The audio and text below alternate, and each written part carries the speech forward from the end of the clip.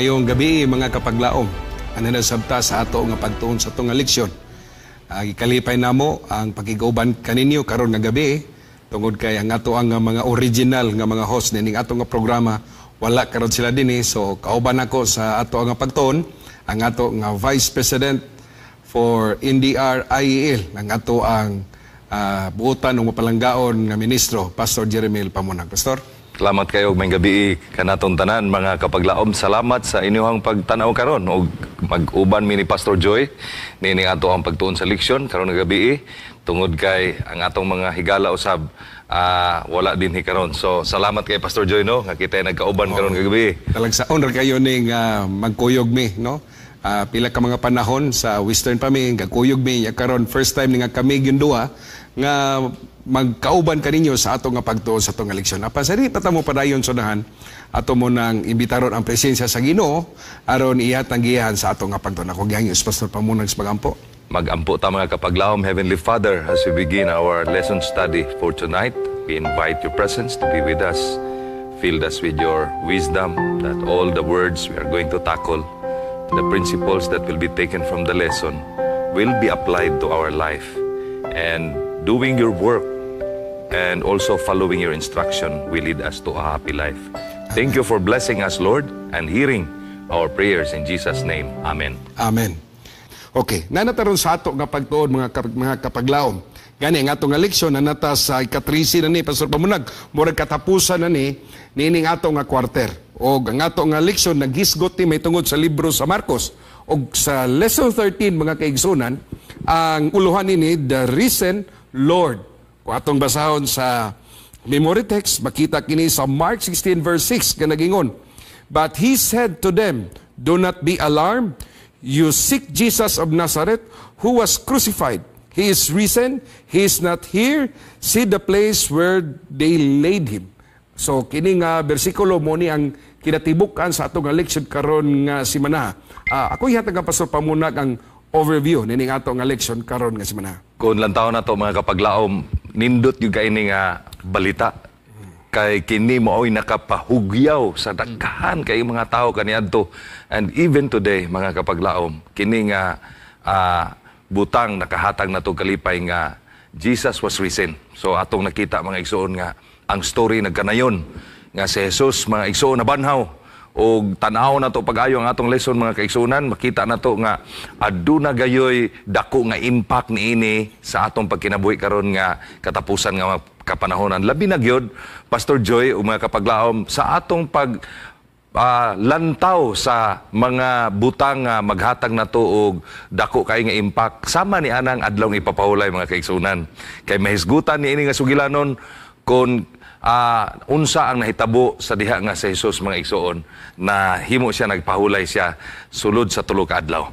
Kaya nga atong leksyon mga Pastor Pamunag, dinhi nato nakita nga sa diha nga si Kristo gidakop, sa diha nga si Kristo gilansang sa cross, murag ang tanan nga mga gipanghandom sa mga disipulo sa mga sumusunod medyo na wala to nga mga pangandoy tungod sa nahitabo. Pero dini sa Marcos 16, dini po nato kinakita Pastor Pamunag nga sa last chapter sa Marcos, bisan to naghisgot ning kamatayon, apan sa pila ka mga bersikulo niini, gisaysay usab nga dili lang siya namatay, kundi siya usab nga nabanaw. Nga mao ni atong tagaan og pagtagad karon nga gabi nga atong tan-awon unsa ka timing, unsa ka relasyon sa pagkabanhaw ni Kristo ug sa pagbisita sa mga babae dito sa lubganan.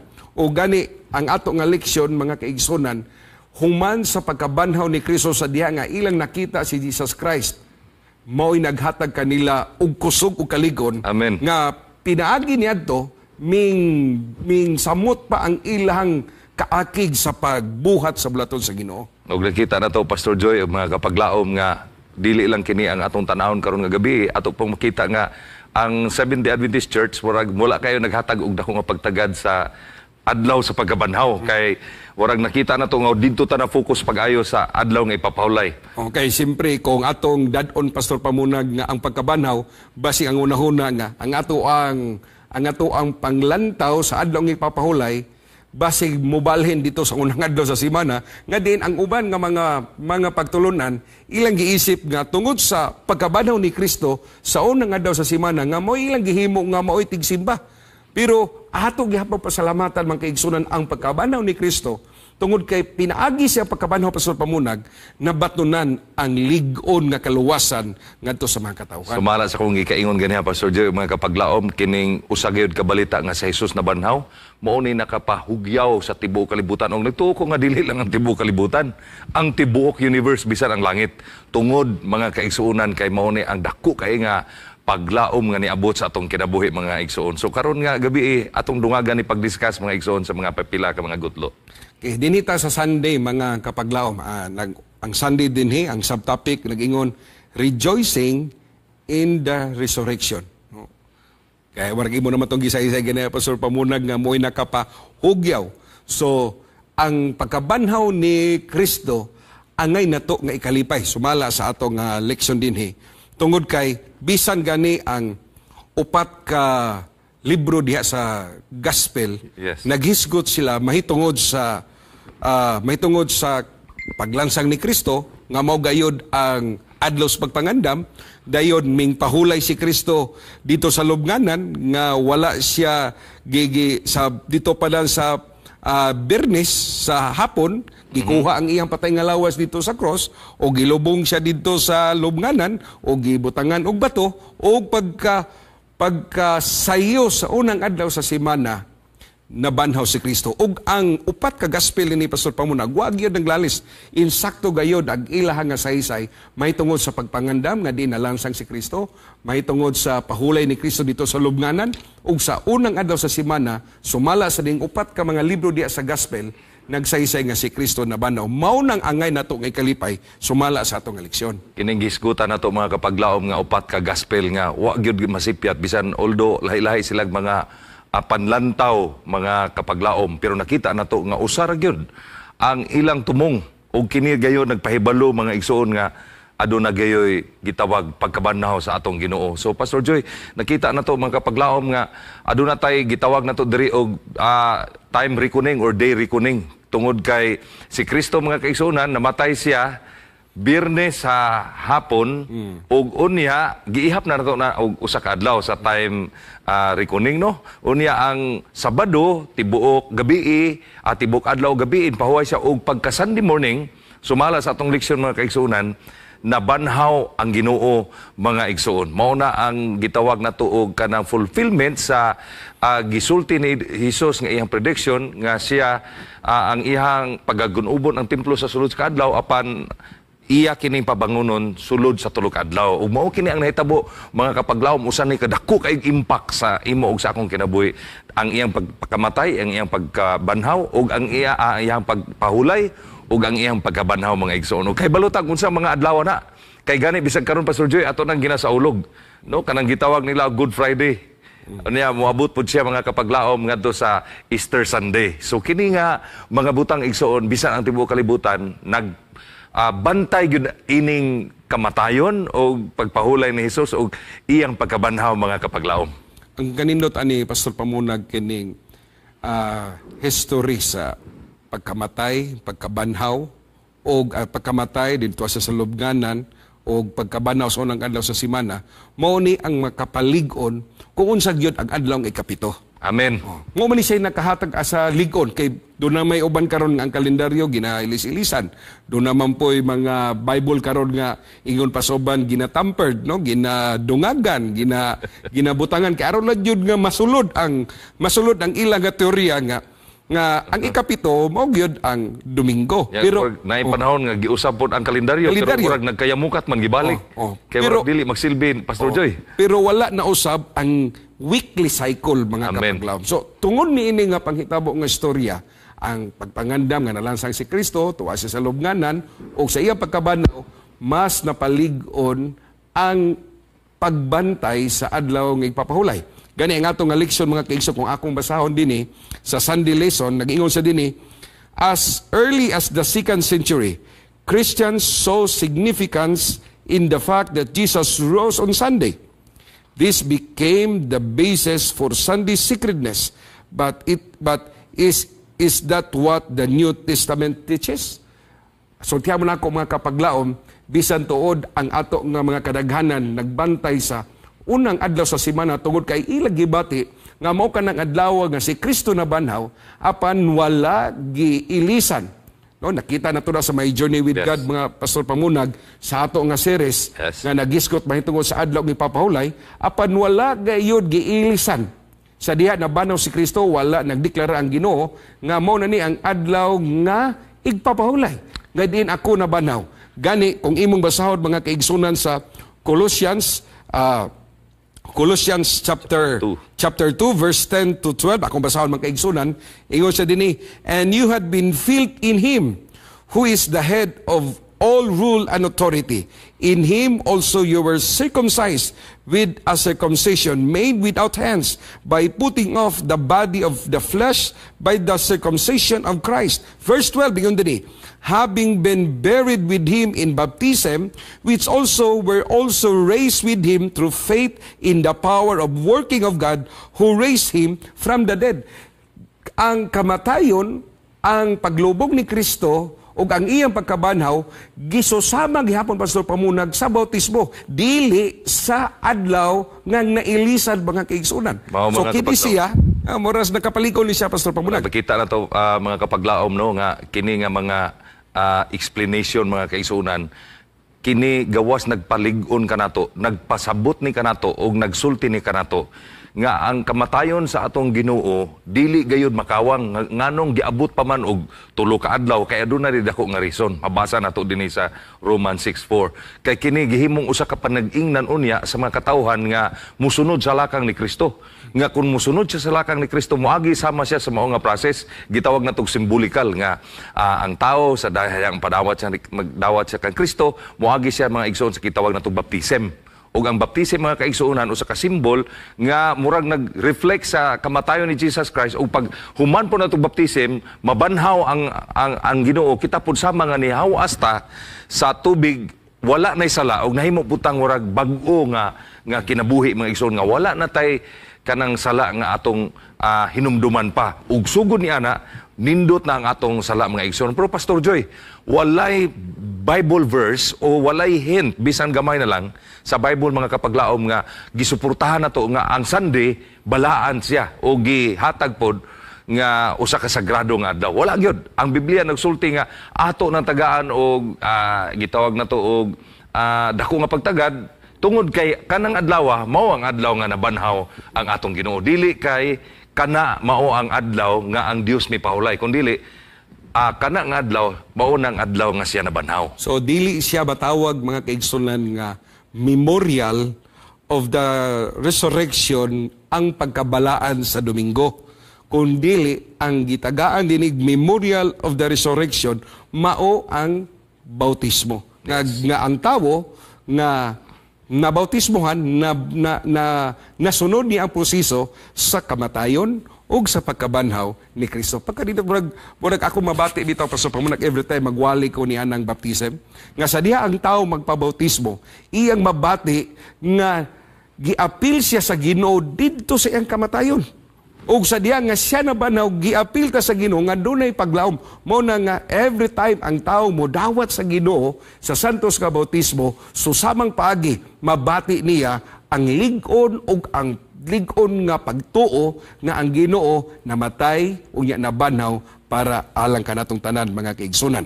So ang ato nga leksyon dinhi sa Monday Pastor Pamunag kini murag gwapo pug kay ni siya nga topic, may tungod the stone was rolled away. Orag na ako'y nabati nimo nga sermon. Ay noon, kay nakaadto man ni si Pastor Pamunag sa Jerusalem. Atong ihatag kaniya ang lig-on yun nga, murag eyewitness na siya Pastor Pamunag nga. Imog yung nakita dito ang lubganan ni Jesus Christ. Yes, Pastor Joy, actually dito ta sa Israel, orag 2017 to. Pero mga kapaglaom, usahay dito sa Israel, naa sila yung mga term dito Pastor Joy nga believed to be the kining grave of Jesus Christ.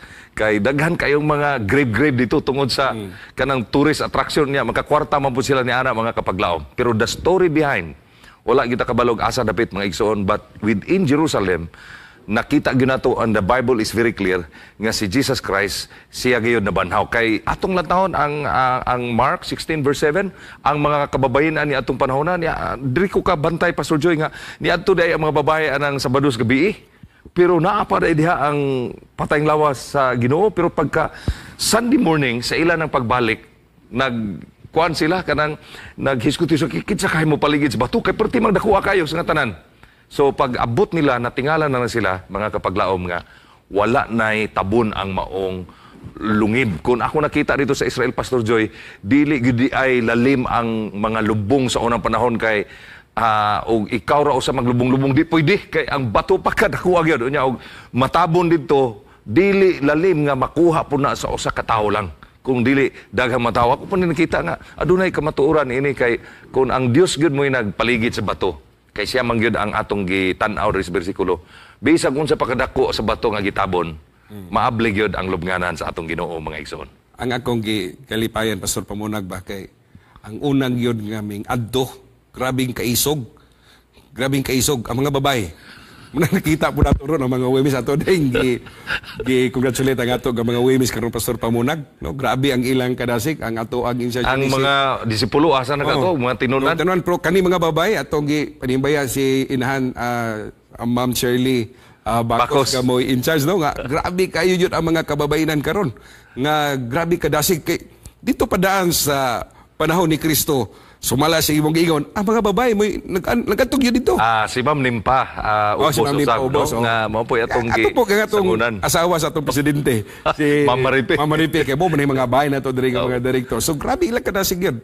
So atong pasalamatan ang mga babayinan kay dili lang ang inahan hasta tong mga suod ni Kristo nga sa buhi pa siya o sawa pa siya na namatay, iyang nakahinabi, mga igsoon. Pagkanindot kay ining mga kababayinan musa Pastor Joy, ato gina silang suportahan pirmi kay naa nila, mga igsoon, ang kanang dako-dako nga pagbati ni ining atong pagkinabuhi nining kalibutan.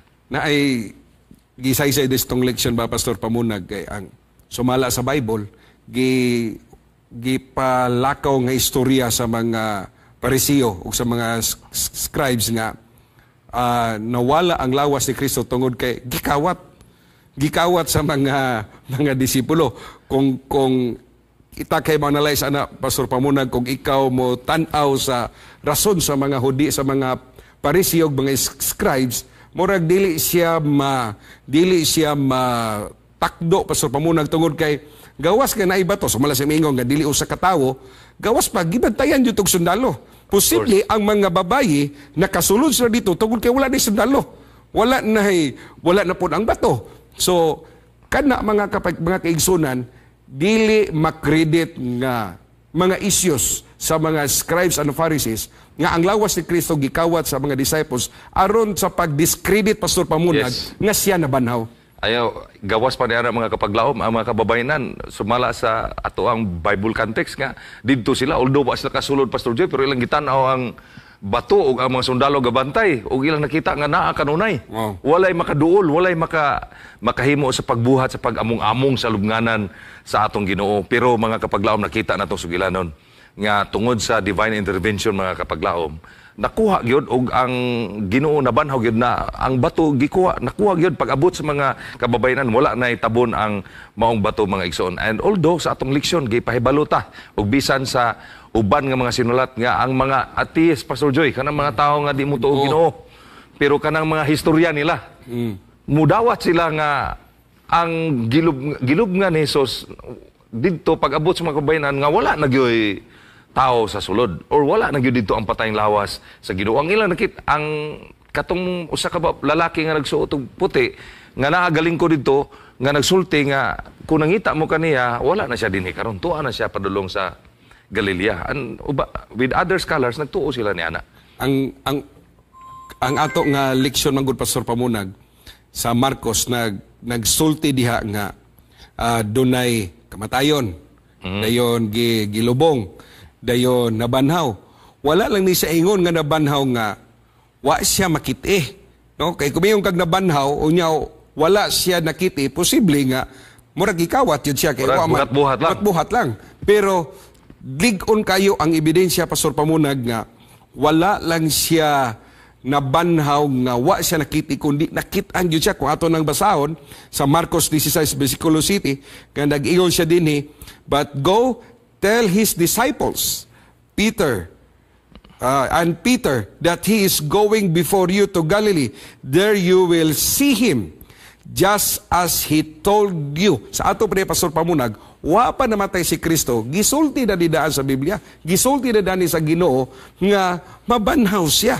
No, mabanhaw siya. Mamatay siya, ilubong siya, mabanhaw siya. Mao tingali ni Pastor Joy ang rason nga ang mga tinun-an wala na kay sila ingon naghimo pagsamok-samok ug unsa ba kay kabalo naman sila daan nga si Jesus mabanhaw og katong adlaw nabalik ang ilang pagtuo nga nabanhaw si Jesus ug mautoy kusog kayo ug mobalik ko sa imong istorya. Wala gyud mahitabo nga dili kini tinuod tungod mga kapaglaom kay siya ni padayag ni pakita siya ni Apostol Pablo.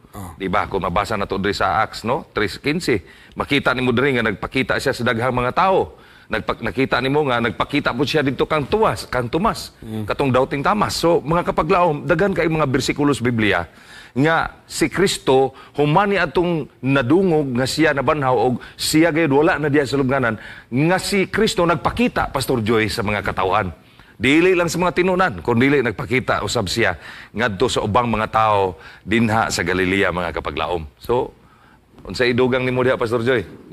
Kuan gyud kani mo ni ang lig-on gyud nga ebidensya nga kon ang tawo mosunod sa Ginoo, makabatod gyud siya og paglaom. Isa ng tao mo makaangkon sa kamatayon, pero nagyo siya paglaom kay kon sa gisulti ba ni Apostol Pablo Pastor Pamunag sa Korinto nga kung si Kristo o labi na sa Thessalonians, kung si Kristo wala siya nabanhaw, ang ato nga pagtuo mahimo nga kawang. Pero tungod kay nabanhaw si Kristo, nagpasabot mga kaigsunan nga mas napalig-on ang ato nga pagtuo nga dili lang nga sa Biblia nato nabasahan Pastor Pamunag, kundi ang ebidensya usab kay ingon pas kadaghanan sa diha nga muadto sa imo nag-ingon Pastor Pamunag nga daghan nitong mga lubong nga giisip nga maoy lubong ni Kristo, pero wag gyud kay nakita bisag gamay na lang nga bukog, bisag gamay lang ebidensya nga napamatuod nga mauto ang iyang nga patay nga lawas. Kini nagpasabot Pastor Pamunag mga kapaglaom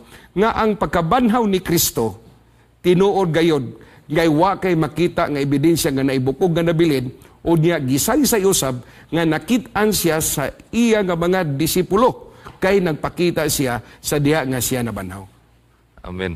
O ang nagpakita niya nga diha siya nabanhaw, mga kapaglaom, nakapalig-o ni sa mga disipulo kay sa panahon nga siya gidakop na wala dili na nato makita kung asa padulong ang iyang mga tinunan sa diha nga gilubong siya dito sa cross daw ato nakita dito nga naara mga kababayen-an lang gihapon unya dito sa paglubong mga igsoon ato nabasa sa bersikulo nga mga kababayen-an lang gihapon ang bisita hantod pagka-Domingo ang mga nagbisita, ang mga kababayan ang gihapon, mga kapaglaom, pero atong nakita mga kaigsuunan nga dinhi gayod sa kining kinabuhi sa mga apostoles. Dako kay itong impact sa ilaha kay pinaagi ni adto Pastor Joy, nakita na nato ang sunod-sunod nila nga pagbarog dinha sa katinunan ni Jesus, no? Kabalo na gyud ta kung sino hitabo sa mga tinunan og mautoy nakapaisog nila kay si Jesus Christ bisa namatay, nabanhaw og nag-ingon si Jesus nga si kinsa po na mosunod kaniya makabaton po di ana mga kaigsuunan. Mao nga kini nga ato ang lesson karon nga semana, dako kani siya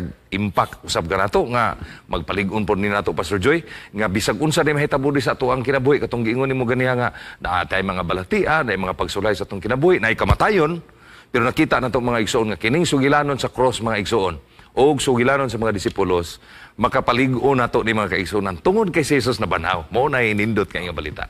So mga kapaglaom, kibalo ta nga ang Biblia dayag kayo ang atong nga leksyon nga si Kristo gayod na banhaw. Wala lang ni siya naghisgot mahitungod sa iyang pagkabanhaw gyud nga maoy atong gikalipay nga nakabaton tag kaluwasan, kundili ang ebidensya usab niini nga diha sa Marcos nakita gyud sa mga babaye, nakita gyud sa mga disciples nga wala na dito ang patay nga lawas sa Ginoo tungod kay siya nabanhaw.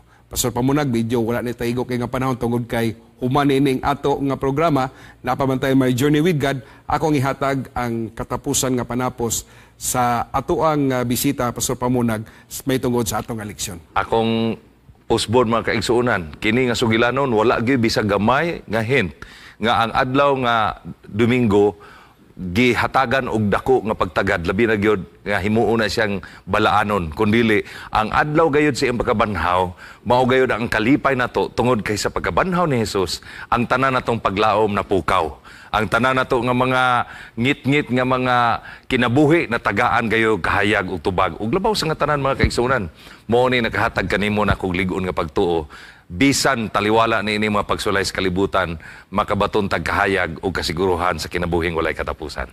Alang sa to ang panapos bang kaigsonan, akong ikot Pastor Pamunag ang writings ni Mrs. White. Naingon sa Desire of Ages, page 786 and 787. Naingon sa to the believer, death is but a small matter. Christ speak for it as if it were of a little moment. If a man keep my saying, he shall never see death. He shall never taste of death. To the Christian, death is but a sleep, a moment of silence and darkness. The life is hide with Christ in God, and when Christ, who is also our life, shall appear, then shall ye also appear with Him in glory. Ang ato nga leksyon makaigsunan nga ang topic, the risen Lord, kini nagapasabot nga diha sa Ginoo, doon na dito tayo paglao mga kaigsulan.